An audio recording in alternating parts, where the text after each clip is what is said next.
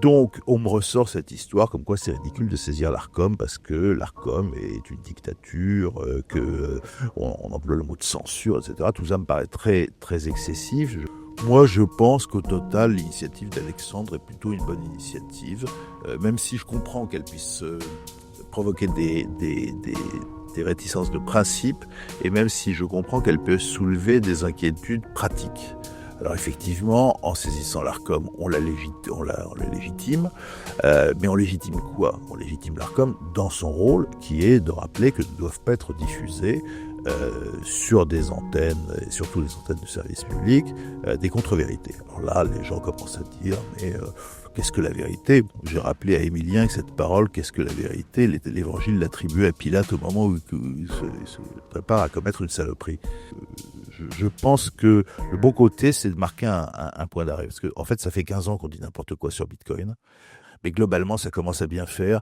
Et donc, je suis pas du tout mécontent de l'initiative. On en a gros pour Oui, on en a gros. Je l'ai écrit moi-même plusieurs fois.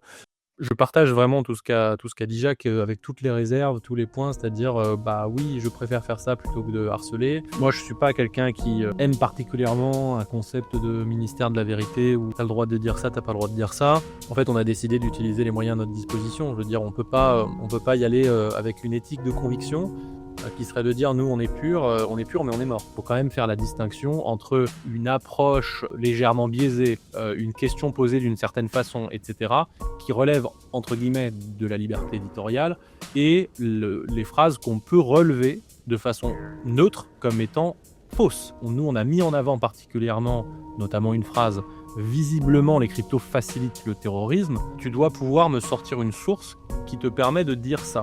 Alors sur la critique de la légitimation de l'Arcom, et puis on va passer à autre chose après, vous avez à peu près tout dit. Je trouve ça assez neuneux, honnêtement, sans vouloir être inutilement désagréable. C'est complètement gauchiste, au sens que lui donne le camarade Illich Ulyanov, hein. C'est-à-dire que c'est des gens qui vivent dans leur tête et qui veulent avoir les mains propres, et donc n'ont même pas de main.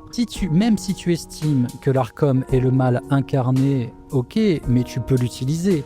C'est ça le but de l'action politique, après tout. C'est d'actionner tous les leviers qui reviennent à ta portée. Et je pense que c'est d'ailleurs un peu plus méta, c'est révélateur de cette démarche un petit peu, libertarienne de Twitter. Ce qui rend l'État français libéral, finalement, c'est l'accès à des mesures de recours, c'est la possibilité d'actionner des contre-pouvoirs, exactement comme l'Arcom. Et si tu te refuses par principe toute action citoyenne, alors oui, l'État français va te sembler hyper autoritaire, mais c'est toi qui auras érigé toi-même comme un grand les murs de ta propre prison.